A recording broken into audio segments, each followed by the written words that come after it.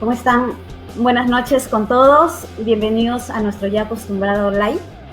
El día de hoy tenemos un tema bastante interesante que es alquiler feliz y exitoso. Y para que todo esto fluya correctamente, nosotros trabajamos con un agente experto, con un abogado, en este caso, experto en el rubro inmobiliario. Vamos a invitar a sala a nuestra compañera, a nuestra amiga Reinica Villanueva, que también siempre nos acompaña. A ver, vamos a invitarla. Reinica, bienvenida. ¿Qué tal? Buenas Reinica? noches. ¿Cómo te ha ido el día? Cuéntanos un poquito. Muy bien, justamente por aquí con un par de alquileres que estábamos terminando de ultimar unos detalles previo a este live.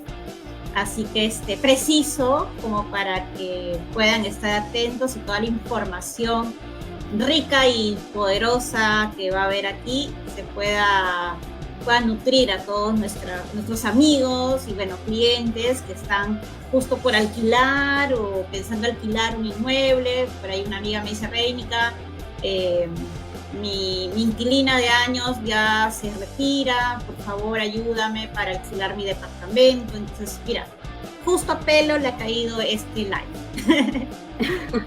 Genial. Y para que todo esto fluya correctamente, nosotros al momento de alquilar, nosotros contamos con un experto en el rubro inmobiliario, un abogado inmobiliario, que el día de hoy lo tenemos como invitado al doctor José Luis Puertas. Él es abogado por la Universidad de Lima con 28 años de experiencia en temas inmobiliarios. Participó en la mesa de trabajos que redactó el Código de Protección Defensa al Consumidor, en especial a lo referido al subcapítulo de servicios inmobiliarios. Reinica. Sí, bueno, el doctor José Luis Puertas, tenemos el gusto de tenerlo como asesor. Él es asesor legal de muchas empresas de intermediación inmobiliaria, de RE/MAX, varias oficinas de RE/MAX Acacia. Lo contamos como nuestro asesor de cabecera, ¿no? Él es también capacitador y conferencista en temas de derecho notarial, registral y contratos. Y bueno, también ha participado en la redacción del reglamento de la ley del agente inmobiliario. Mira tú, qué interesante el perfil y la trayectoria del doctor José Luis Puertas. Es un súper gusto tenerlo y un honor aquí con nosotros en esta sala. Así que ya, ahora sí, ya. Más que decir, vamos a presentar al doctor José Luis Puertas. Vamos a invitarlo a sala. Bravo, bienvenido. Bravo. Bienvenido. Muchas gracias Reinica, muchas gracias Magali por la invitación. Muy contento de estar aquí con ustedes y con toda la disposición de poder dar los tips, los detalles precisos que puedan ser necesarios para los clientes en la firma de un contrato de alquiler. Estoy a su disposición. Genial, muchas gracias de antemano por el tiempo. Sabemos que usted es una persona muy ocupada y le agradecemos por el tiempo que se está tomando al compartir esta información valiosa, y ojalá pueda ayudar también a otros propietarios que probablemente estén alquilando por su cuenta. Así le comentamos a las personas que nos están viendo que puedan compartir este live. Si es que tienen preguntas, dudas, no duden en escribirnos. Acá aprovechemos al doctor para que nos pueda responder al final, ¿sí? Entonces vamos a iniciar con nuestro live. Coméntenos, doctor, ¿por qué es tan importante revisar los documentos antes de poder alquilarlo? Bueno, mira Magali, probablemente una de las cosas más importantes que tenemos que tener presente y que se refleje en los documentos al momento de alquilar una propiedad es quién es el propietario. Porque en la práctica nosotros podemos suponer que la persona que nos abre la puerta y nos muestra el inmueble es el dueño del departamento, de la casa que queremos alquilar, y al final resulta que podría ser uno de los dueños, pero no el único.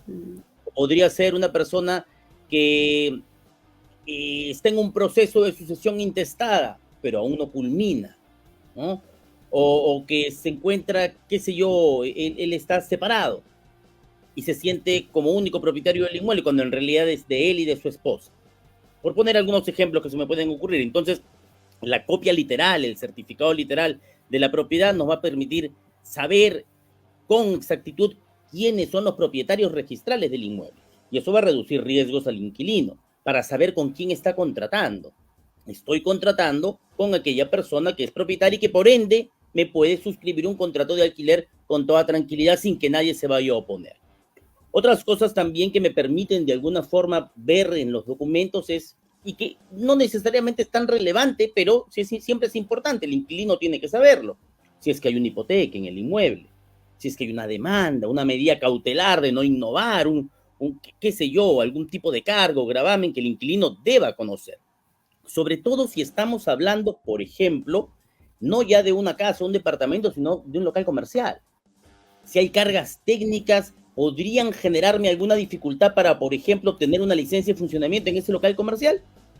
La partida me va a indicar si es que hay alguna carga técnica en la declaratoria de fábrica. Y eso de alguna manera podría darme luces si es que voy a tener alguna dificultad o no al momento de tramitar mi licencia de funcionamiento. El PU, por ejemplo, el PU me va a indicar el uso, nuevamente hablando un poquito de lo comercial.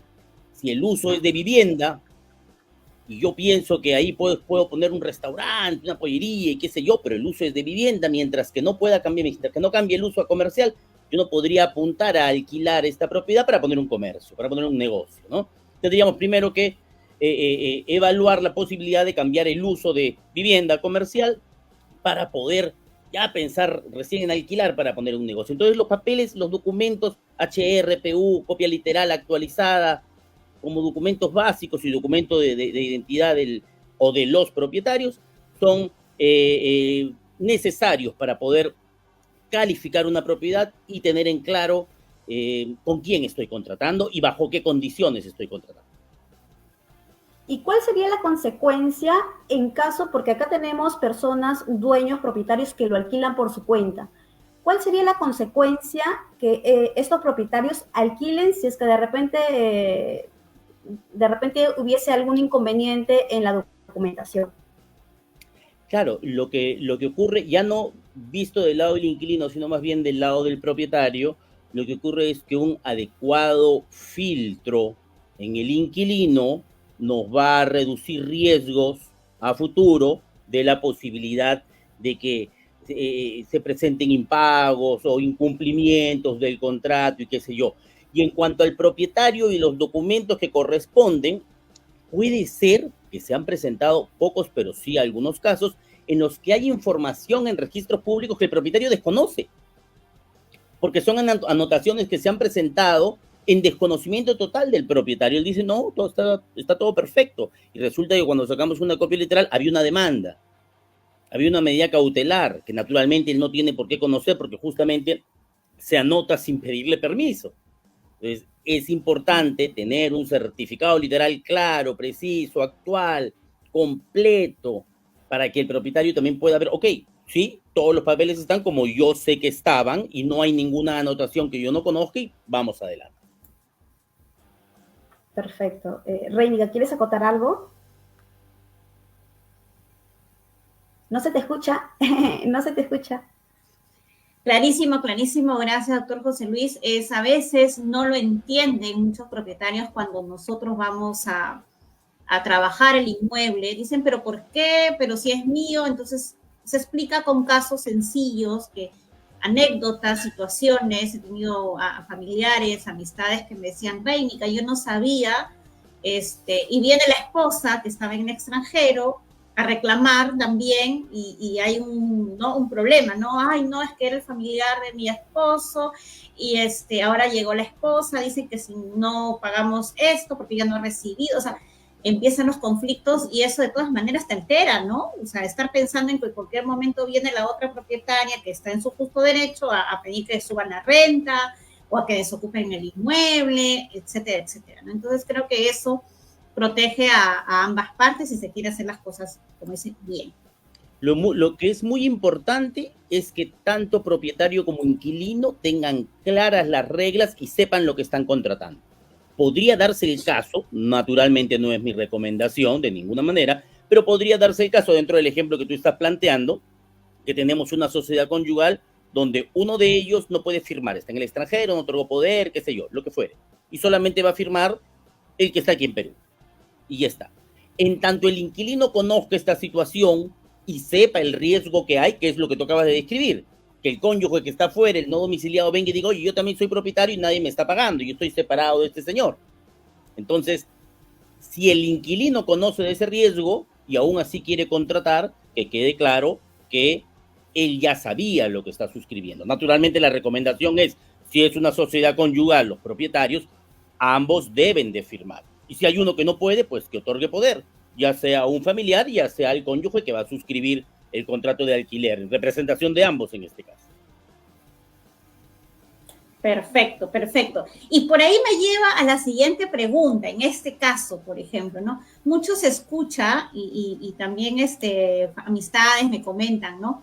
El concepto de contrato notarial, ¿no? El contrato notarial, o sea, digamos que en esta situación media rara, digamos, ¿cómo es que hicieron el acuerdo de palabras, se fueron a la notaría, no se fueron a la notaría? A ver, amplíenos un poquito ese punto, doctor José Luis. A ver, el contrato notarial, como contrato notarial, no existe. ¿Ah? Hay varios tipos de contrato de alquiler, yo he identificado al menos 5, pero hay 2 de ellos que son los que actualmente se emplean. Y yo podría decir que ambos son notariales, por llamarlos de alguna forma.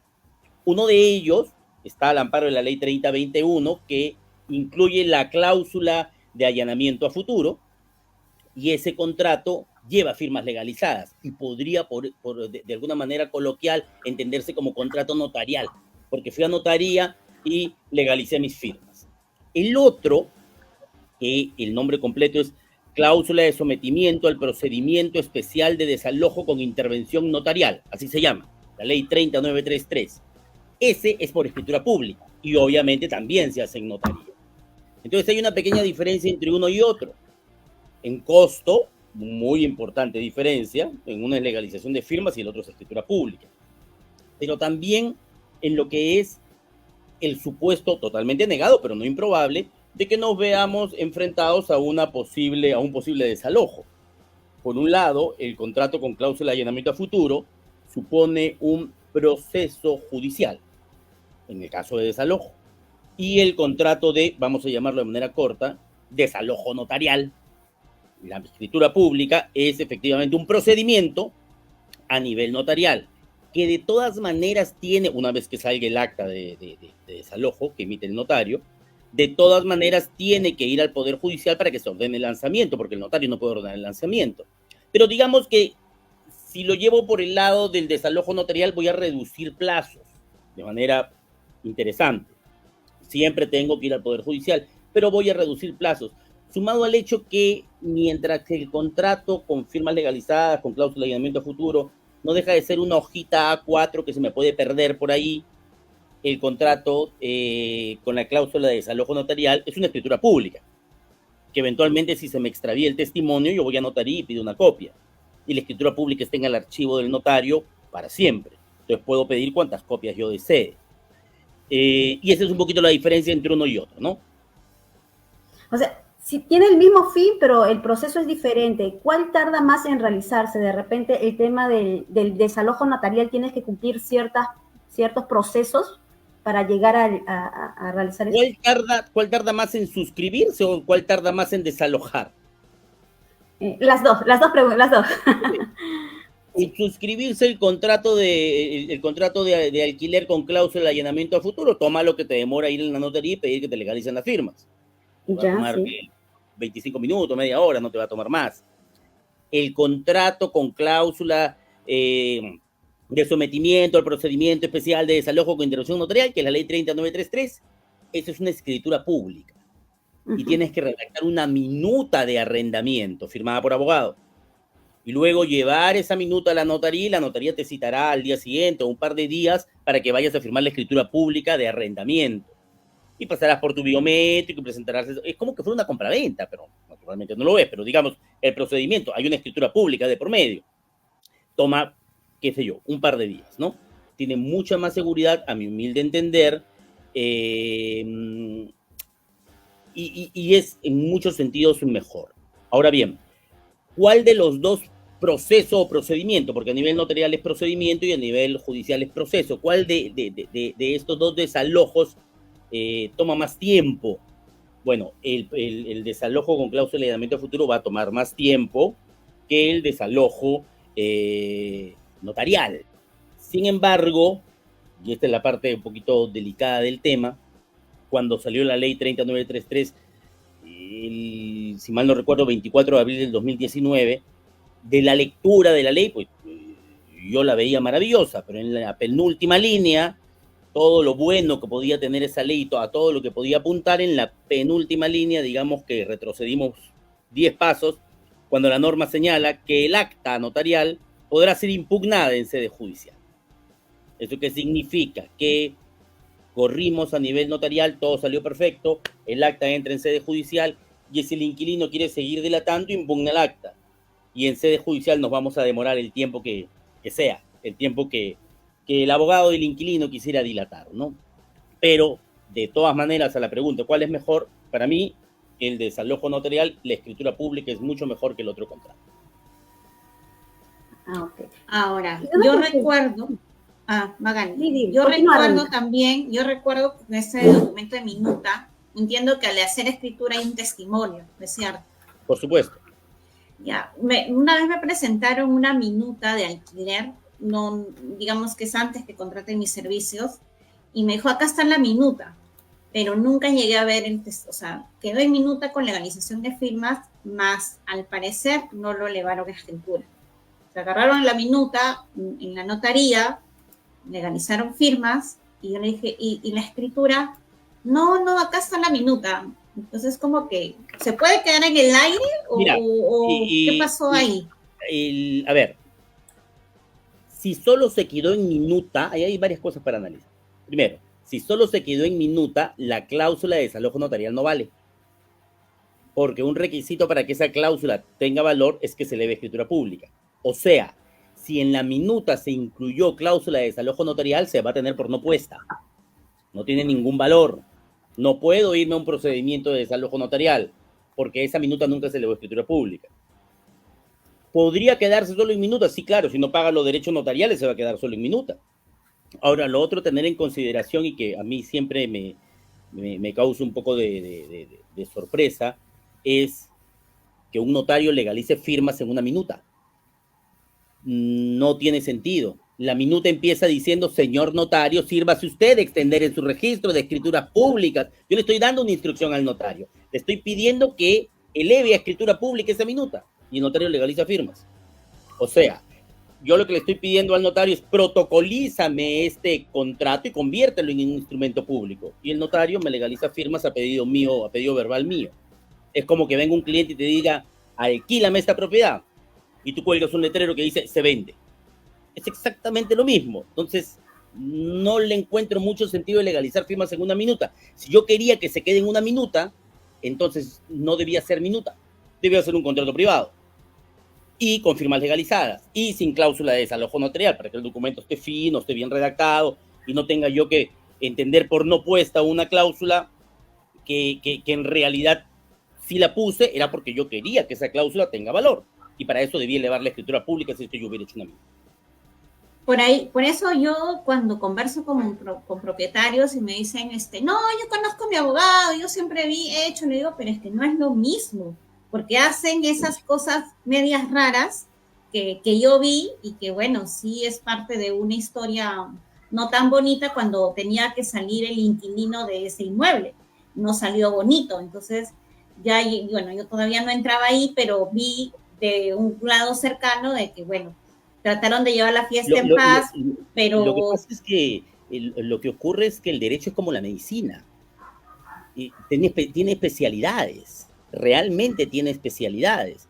Y lamentablemente, y no estoy hablando mal de ningún colega, de manera natural muchos abogados piensan que es un contrato de alquiler, me bajo un modelo de internet, lleno un par de datos y ya está, y cobro un honorario. Pero... Y el señor doctor es un especialista en derecho procesal, un especialista en derecho aeronáutico, pero de alquileres no sabe nada. Y minimiza los riesgos que puede tener un contrato de alquiler por desconocimiento. Entonces, quien debe redactar un contrato de alquiler no es un formato que me bajé y metí 4 detalles, o cualquier persona que tiene un CAL, un registro del Colegio de Abogados de Lima. Debe ser un especialista para reducir riesgos, para incluir las cláusulas que correspondan y minimicen al máximo el riesgo entre el propietario y el inquilino al momento de contratar. Así es, entonces ya saben las personas, que nos están viendo, la importancia en este caso de trabajar con un abogado especialista en el rubro. No es descargarse de Google, no es que te compartan el contrato y que ese contrato se haya compartido no sé por cuántas personas. De una u otra manera es un riesgo y estás arriesgando tu propiedad. Por eso es muy importante, en este caso, trabajar con la persona correcta. Entonces, ya nos ha hablado un poquito de las cláusulas, doctor. Adicionalmente, ¿qué cláusulas, bueno, ya nos ha hablado de las más importantes, se tendrían que colocar en este caso en el contrato? A ver, hay que considerar varias cosas, no solo cláusulas, sino un poquito de formalidades, ¿no? Una de las cosas que yo recomiendo, por ejemplo, son desde el principio las generales de ley de los contratantes, propietarios e inquilinos completas. La dirección completa, no saquen la dirección del DNI, porque no necesariamente es la dirección real. Tomemos la dirección real de los contratantes. Las generales de ley completas, el estado civil real de los contratantes. En el DNI puede decir que es soltero, en el DNI puede decir que es casado, pero si ya se divorció o el soltero ya se casó, hay que poner el estado civil real. Es importante sobre la información que está ahí, si la realidad es diferente, poner la realidad y no la información que está en el DNI. Claro, nombre y número de DNI se mantienen de todas maneras, ¿no? Hay que tener a las partes perfectamente identificadas. Un contrato de alquiler tiene que tener un plazo fijo, un plazo claro. En tal fecha el contrato termina. Un monto de renta claro, bien señalado. Si es un contrato que va a durar 4, 5, 6 años y yo voy a hacer incrementos anuales, me estoy inventando del 5%, más que hablar de un incremento del 5%, para que no hayan problemas con cálculos, yo pongo en el primer año la renta es este monto. En el segundo año la renta es este monto. Ya le calculé el 5, pero pongo el número que la cuota mensual. Y será el tercer año este monto, para que no queden dudas en que no se calculaba así, no se sumaba, tenía que ponerlo sobre el primer monto y no sobre el segundo, qué sé yo. Todo muy claro desde el principio. Incluir cláusula de penalidades. Es muy importante incluir cláusula de penalidades. Si yo inquilino, tenía que pagar en determinada fecha y me atraso, pues correrá una penalidad. Una penalidad que, si bien es cierto en ningún lado lo dice, debe de estar más o menos sobre el día renta. Un día renta por cada día de retraso. Imaginémonos, tu alquiler es de $900 mensuales, $30 por cada día de retraso. Un día renta, ¿no? Yo tenía que pagar el día 31 y me atrasé, entonces se aplica una penalidad. Y si me demoro en la entrega del inmueble al culminar el contrato, 2 días renta por cada día de retraso en la devolución del inmueble. Yo en muchos casos recomiendo la inclusión de un garante, sobre todo cuando el inquilino no puede probar ingresos o es una persona que recién ha venido del extranjero o que está en gris en centrales de riesgo, no reporta ni en verde, ni en rojo, ni en amarillo, sino que está en gris, pues un garante, ¿no? Un garante, una persona que esté muy bien en centrales de riesgo, que no vaya a vivir en la propiedad, sino que sea un amigo, un hermano, un familiar, que pueda garantizar las obligaciones que este inquilino está contrayendo. En el caso, por ejemplo, de alquileres para locales comerciales, dependiendo de lo que se esté haciendo. Por ejemplo, yo alquilo para poner un restaurante. Y el restaurante, pues, va a tener un horno, va a tener una cocina, va a tener probablemente unos tanques de gas en el techo y qué sé yo, una póliza de seguros. No para un contrato de alquiler de una vivienda, pero sí para un contrato de alquiler de un local comercial donde vaya a haber una instalación de gas y su propio balón de gas en el techo. Una póliza de seguros que garantice que en el caso que hubiera algún incendio o algo, me reparan la propiedad. ¿Ok? A veces incluso se recomienda, ya depende, acuerdo entre las partes, que por ejemplo se permitan visitas periódicas, 1, 2 al año, con un aviso de 7 días. No es que, oye, mañana voy a la casa y quiero que me atiendas. No. Algo muy respetuoso, un par de visitas al año, con un preaviso de 7 días coordinado, para que el propietario pueda ver cómo está su inmueble. Depende. Hay algunos que así lo desean y no me parece mal. Depende de lo que puedan llegar, al acuerdo que puedan llegar. El uso del predio es muy importante. ¿Para qué estoy alquilando la propiedad? Y ese uso tiene que estar con arreglo a lo que dice el HR y el PU. Si en el PU dice vivienda, yo no puedo decir estoy alquilándolo para oficina. Tendría que cambiarle el uso a comercial en el PU. Y si lo estoy alquilando como local comercial, para un uso comercial, es importante que lo que yo diga en el contrato sea lo que la municipalidad necesita para otorgar esa licencia. Porque me va a pedir el contrato de arrendamiento para darme la licencia. Y yo quiero una peluquería, ok, ahí tendrá que decir. Quiero una bodega, ahí tendrá que decir. En el contrato, uso comercial, bodega. Para que el inquilino pueda mostrárselo a la municipalidad y tramitar su licencia de funcionamiento. ¿Ok? Y ya cayendo en el contrato de que de todas maneras tiene que ir, si es con firmas legalizadas, cláusula de allanamiento a futuro, ley 3021. Y si es un contrato que es una minuta que va a ser elevada a escritura pública, desalojo notarial, ley 30933, la cláusula completa. Y ya está, en líneas generales, esas serían las cláusulas que todo contrato de arrendamiento debería tener. Ya, perfecto. Usted nos dice que, ¿qué pasaría si es que de repente modifican el tema del alquiler, el monto a pagar, pero sin especificarlo en el contrato? Primer año tanto, el segundo año tanto. ¿Qué es lo que pasa? Y cualquier modificación para arriba o para abajo de la renta debe de figurar en el contrato. Y si se modifica sobre la marcha, pues firmarán una adenda. Pero la modificación verbal, que la mandé en un WhatsApp o en un audio, con un correo, no reviste la formalidad que debería. Si al sexto, vamos a poner un ejemplo, en tiempo de pandemia, la gran mayoría de contratos de alquiler se reformularon.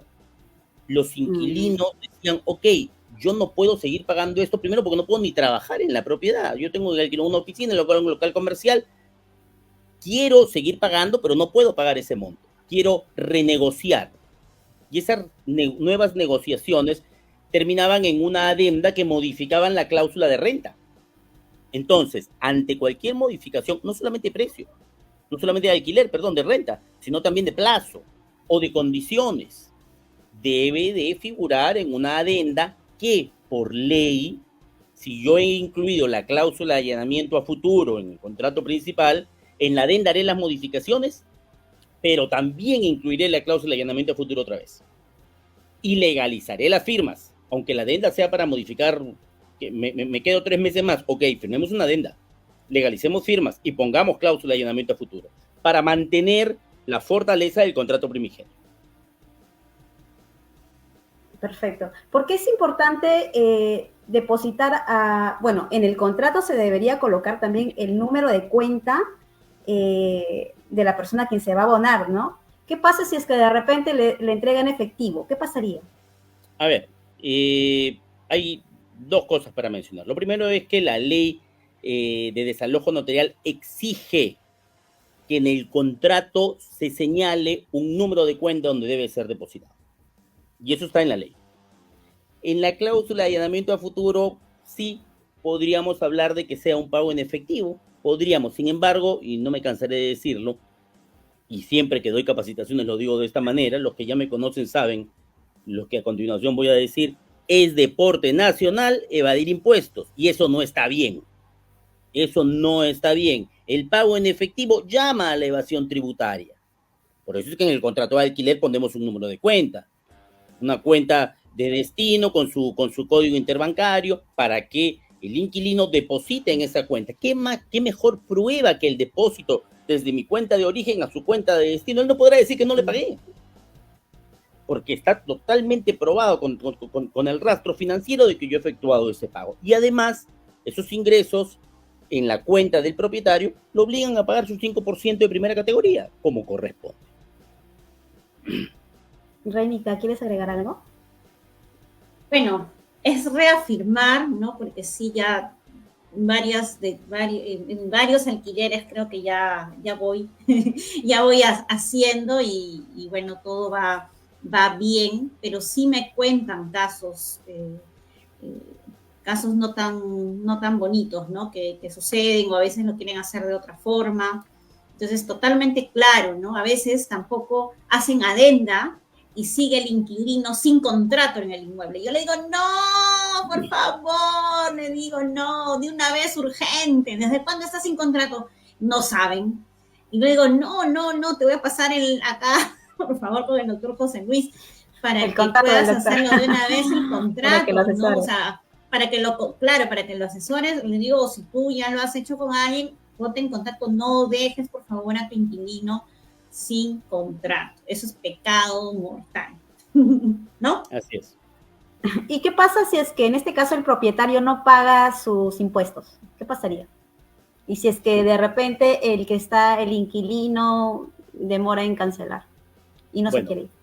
una cosa no tiene nada que ver con la otra ¿Mm? y debo ser absolutamente honesto con eso. O sea, vamos a decir, el inquilino que dice, no me voy y además no me votes porque tú no has pagado renta, no es un argumento. Una cosa es de naturaleza tributaria y la otra de naturaleza civil. Son dos cosas que no tienen nada que ver una con la otra. Sin embargo, quitémosle esa herramienta al inquilino pagando nuestros impuestos, que es un 5% del impuesto a la renta. O sea, yo me mantengo en ello. El impuesto a la renta de primera categoría en alquileres debe pagarse. De todas maneras. No, yo no podría, como abogado, decir, no te preocupes, nadie lo va a fiscalizar, no pagues. No, de ninguna manera. Ese deporte nacional tenemos que detenerlo y motivar el pago de impuesto a la renta. Listo, perfecto. ¿Algo más que agregar, Reinica? ¿Quieres hacer otra consulta o duda? Bueno, creo que eso responde a la consulta porque muchos nos preguntan a nosotros, y yo les digo, por si acaso, recuerden, y sí, por ahí tuve un cierre con otra oficina, un contrato, yo tenía el inquilino, ¿no? Y la propietaria de la última algo habló de ese punto. Yo uno entra en una situación incómoda, ¿no? Porque muchos, incluso cuando van conmigo o inquilinos o personas a buscar un departamento, me dicen, señorita, y me van a dar mi recibo porque yo quiero deducir mis impuestos, porque trabajo de recibo funerario. Y yo le digo al propietario, recuerda, propietario, que si nosotros queremos un buen inquilino con ingresos formales para sustentar y te puedan pagar, te van a pedir este documento, ¿no? O sea, si tú no quieres ser formal por allá, bueno, entonces de repente vamos a tener inquilinos no tan formales y eso tampoco nos ayuda para poder tener un buen inquilino y que todo sea bien, ¿no? Entonces, como que por ahí vamos induciéndolo, o sea, ambos formales, ¿no? Yo quiero un inquilino formal, con ingresos sustentables, con boletas o recibos por honorarios, entonces yo también, propietario, tengo que ser formal, ¿no? Y cumplir con mis obligaciones. Entonces, sí me han pasado esos casos medios, así que como consultan por ahí en Facebook, a veces el propietario no quiere, pero digo, son obligaciones, ¿no? Son obligaciones y derechos que uno tiene que aceptar, que es lo que viene con el inmueble. Si no, véndelo, yo te lo vendo. Si no quieres alquilar y pagar, véndelo, yo te ayudo. Así es, nosotros antes de, en este caso, de tomar una propiedad o de colocarlo en el sistema de REMAS, solicitamos los documentos y esos documentos son revisados por el doctor. Y recién, una vez que nos dé el visto bueno, nosotros lo ponemos en alquiler. O sea, es muy importante la revisión de estos documentos. Y si tu propietario está por alquilar una propiedad, te puedes comunicar con nosotras, con Reinica, conmigo, o si es que quieres trabajarlo independientemente, está bien, pero asesórate por una persona que es profesional en el rubro. ¿Algo más que decirnos, Reinica? En todo caso, aprovechemos que tenemos bastante audiencia, que el doctor José Luis Puertas dé su número de contacto para que de repente lo puedan contactar directamente, no solamente por tema de contrato inmobiliario, hay varios poderes, por ejemplo, ¿no? En la asesoría de poder, sucesiones intestadas, todo lo que por ahí salen las ramitas de lo que es un bien inmueble, ¿no? Entonces, sus canales de comunicación, doctor José Luis. Sí, bueno, pueden escribirme a mi WhatsApp 999973375, a mi correo electrónico jlpuertasalvarez@gmail, o conversando con Reinica y con Magali. Estoy seguro que van a poder también contactarme sin ningún problema. Así es, tenemos una consulta acá. A ver, vamos a colocar un comentario que nos han hecho acá. Dice, buenas noches. Respecto a los recibos de SUNAT que tiene que dar el propietario, mi pregunta ¿es 100% obligatorio que se entregue al inquilino? A ver, no, A ver. no quiero enfocarme en si es obligatorio darle el recibo al inquilino. Quiero dar un paso atrás y decir, es obligatorio pagar el impuesto a la renta de primera categoría. ¿Por qué es que el propietario no le da el recibo al inquilino? ¿Porque no quiere dárselo o porque no ha pagado la renta? Porque si ha pagado la renta, le entrega el recibo, obviamente. Un poquito el tema va en el sentido de que no pagó el impuesto a la renta. Ahora, también hay que tener en cuenta un detalle interesante. Si tu inquilino es una empresa y no una persona natural, si tu inquilino es una empresa, esa empresa va a incluir en su gasto el pago de renta y lo va a declarar. Y SUNAT, cuando cruce información, porque ese contrato lo va a haber declarado ese inquilino, cuando SUNAT cruce información, va a detectar que no has pagado renta primera. O sea que paga tu renta primera siempre, pero sobre todo págala si tu inquilino es una empresa, porque SUNAT te va a detectar de todas maneras, porque ese inquilino está declarando esas salidas como gasto en su declaración jurada. Ok, perfecto. Entonces, tenemos que ser formales, o sea, nosotros pedimos un inquilino que sea formal, que pague todos sus impuestos, que tenga un historial perfecto, y yo como propietario también tengo que cumplir ciertas cosas, tengo que pagar mis impuestos, así que a pagar. Muchas gracias con todas las personas que se han conectado, le agradecemos desde el corazón, señor José. Porque Encantado. sabemos nuevamente que usted es una persona ocupada y muchas gracias por el tiempo que se ha tomado. Entonces, es importante trabajar con un agente inmobiliario o en todo caso, como nuevamente lo repito, trabajar con el doctor José Luis. Él trabaja también de manera independiente y también está trabajando con nosotros con REMAX. Y, por supuesto, nosotros tenemos a los mejores, por eso es que lo tenemos a él. Reinica, ¿nos quieres decir algo? Muchas gracias, José Luis. De verdad, tú siempre muy didáctico. Aquí he visto varias personas conectadas. Por ahí una amiga alquila mucho y siempre me parece que va bien porque siempre renueva, porque si no ya me hubiese llamado.